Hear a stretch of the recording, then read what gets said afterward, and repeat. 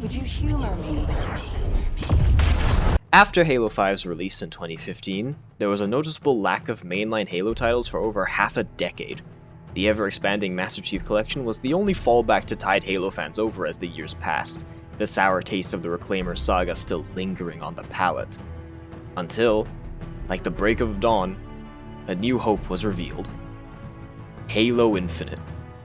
Released in late 2021, Halo Infinite was hyped up as a grand return to form for the Halo franchise, doing away with the bells and whistles of the Reclaimer Saga and returning to the roots of what made Halo, Halo, something the fans had been clamoring for since the release of Halo 4. Halo would stop trying to be something it wasn't, and everything would be right with the world once again.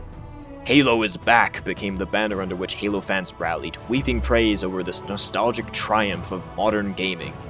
Nothing could go wrong. Could it? See, the problem with calling your game Infinite is that it becomes very easy to poke fun at. Isn't that right, Stanley Parable narrator son? I mean, admittedly, I didn't make an infinite hole, but I didn't think it was that not infinite. Yes, indeed, thank you. Anyway, we're at the end of the road now. Halo Infinite is the latest entry in the Halo franchise, and today we'll be taking a look at whether 343 was able to prove that they had learned and grown from the days of the Reclaimer Saga. Was this brand new Halo game able to reach the lauded heights that Bungie's games were able to reach? Let's find out.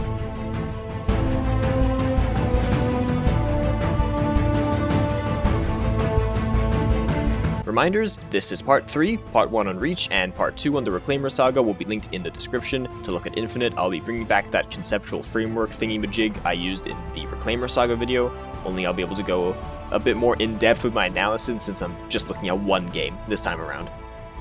Alright, enough chit-chat, let's go! So, did 343 finally listen to the fans and choose to go back to the Bungie era look and feel for the universe? Well, yes, actually. In fact, they made that a pretty big deal in its marketing. 343 finally bent the knee after all the backlash that accompanied the Reclaimer Saga and returned to Halo's roots, both in terms of art style, sound design, and even gameplay design. Mentioned in the last part, classic sound effects like the plasma pistol charged hum and the energy shield recharge sound that were changed for the Reclaimer Saga's fancy aesthetic were returned back to their classic sound effects, something celebrated by many, including me.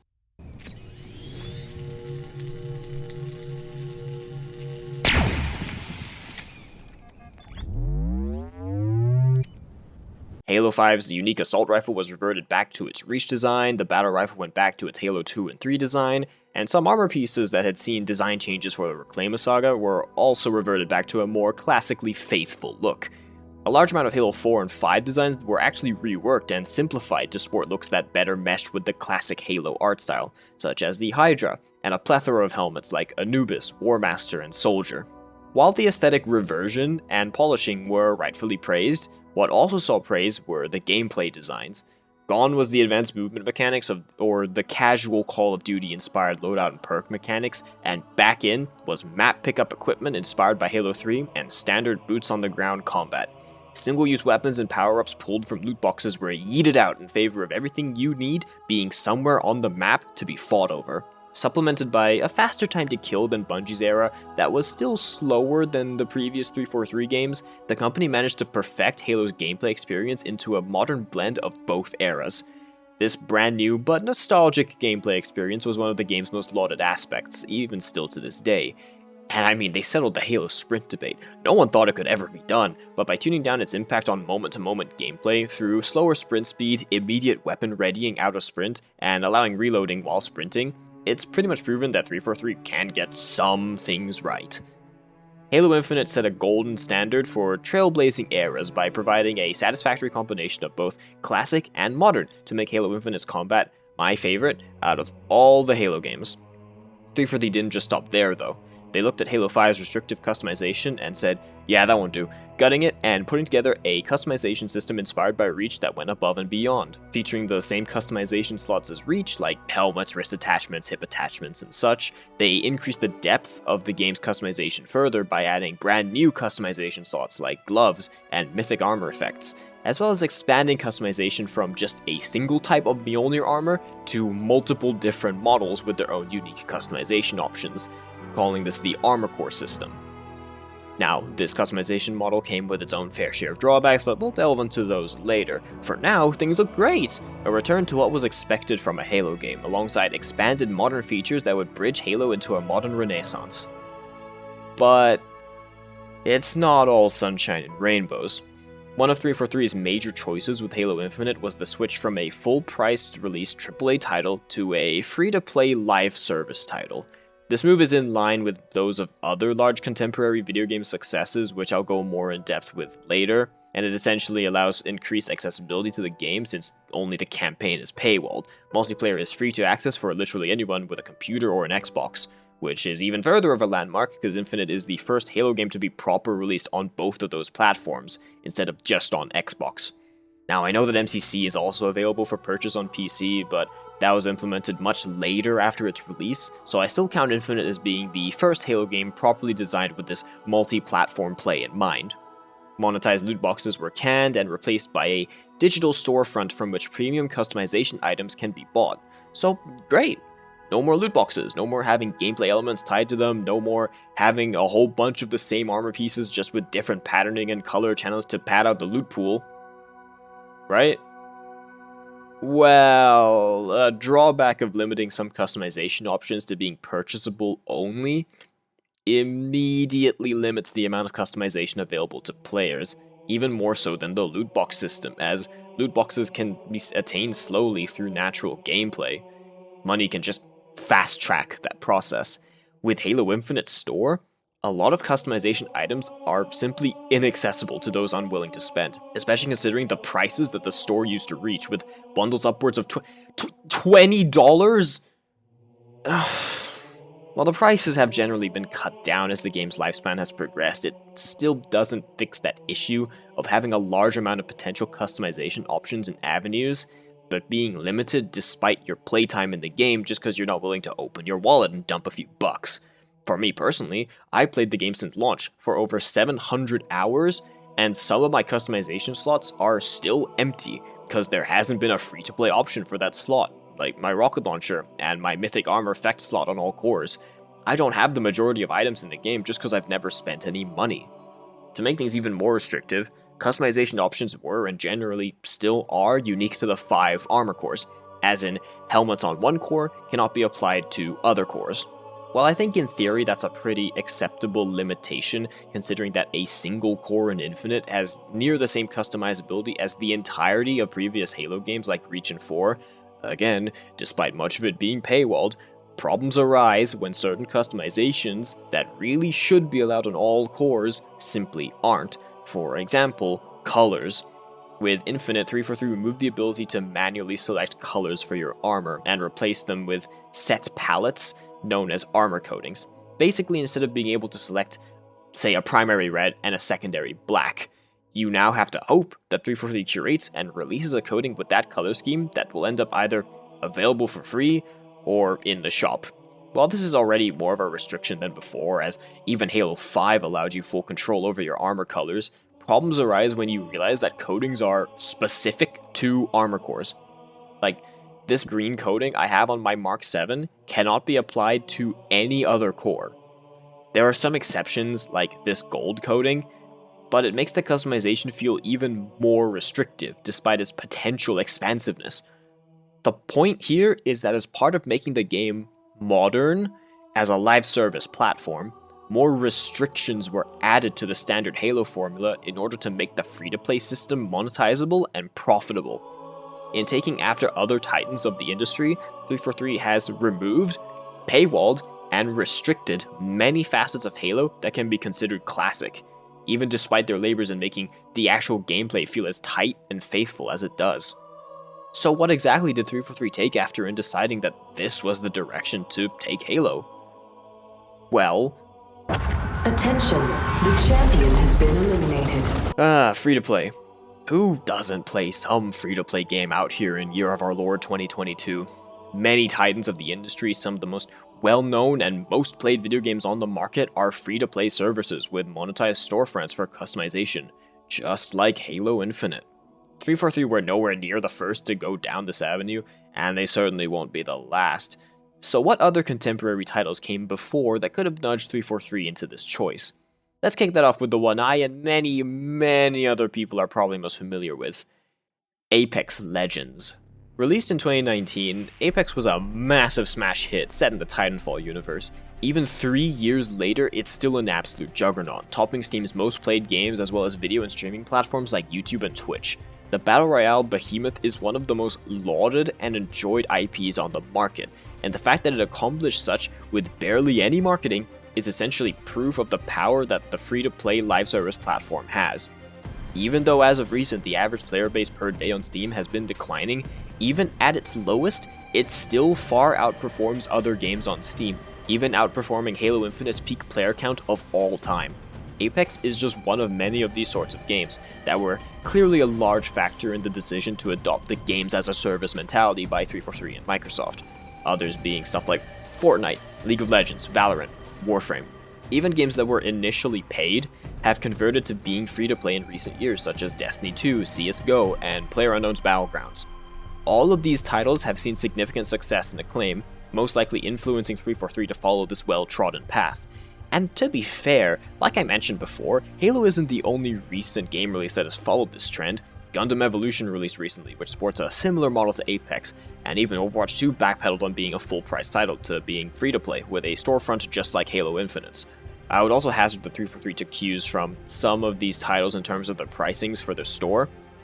$20 for legendary rarity items is not uncommon for Apex, and mundane items are similarly egregious in pricing, such as a holo spray for $10. Fucking, like, $12 for emotes! $5 for this! The most recent Valorant bundles cost somewhere around $75. A skin set in Gundam Evolution costs $20, so on and so forth. Seeing the standards set by these other titles, it's a simple enough conclusion that 343 simply followed the general industry standard. Now, you've probably noticed that, unlike the last installment, I didn't mention any influences regarding the game's art style.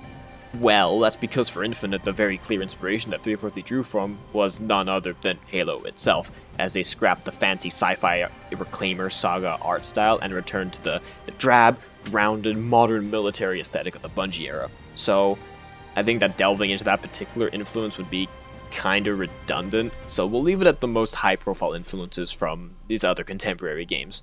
The question is, with 343 continuing to pull from the success of other games and still retrofitting Halo into new molds with their promised return to form only really applying to the gameplay and potential customization, how well were their choices and influences received by the fans?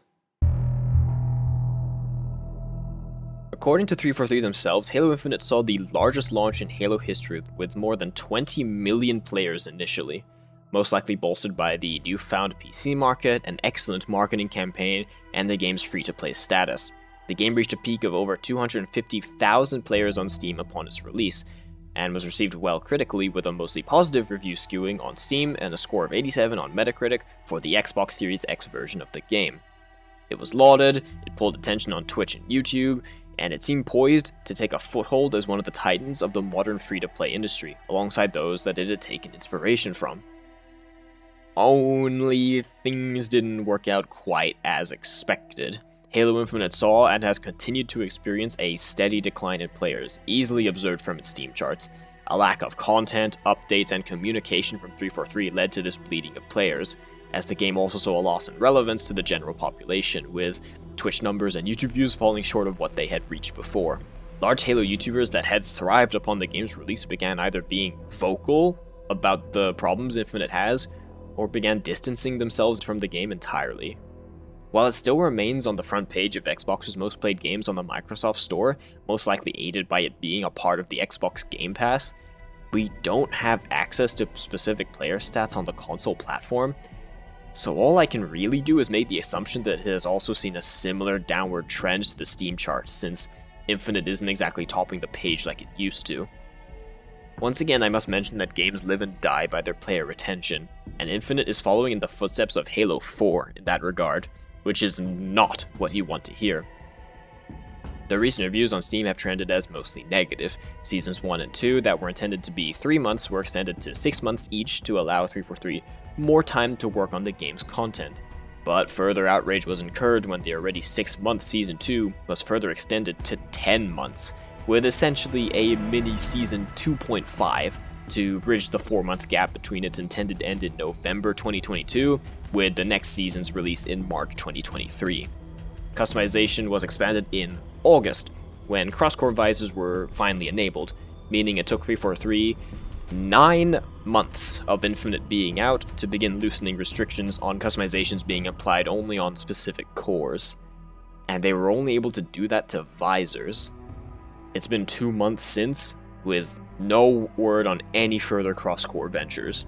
Coupling this with 2 new maps being added, and only a single weapon balance update being shipped so far in the game's lifespan, the prices in the store that are still rather high for the cosmetics being offered, a lackluster cutscene-driven narrative for Season 2 that won't be continued until March with Season 3, a lack of career progression found in all other mainline Halo titles, no challenge-based armor unlocks such as completing the campaign on certain difficulties, not to mention the initial woes with Battle Pass progression, free event rewards, Battle Pass rewards, event game modes, poor optimization, and sluggish UI that were all slowly fixed over time, the game still has a plethora of issues that have yet to be addressed, like desync, which has caused me a fair share of grief.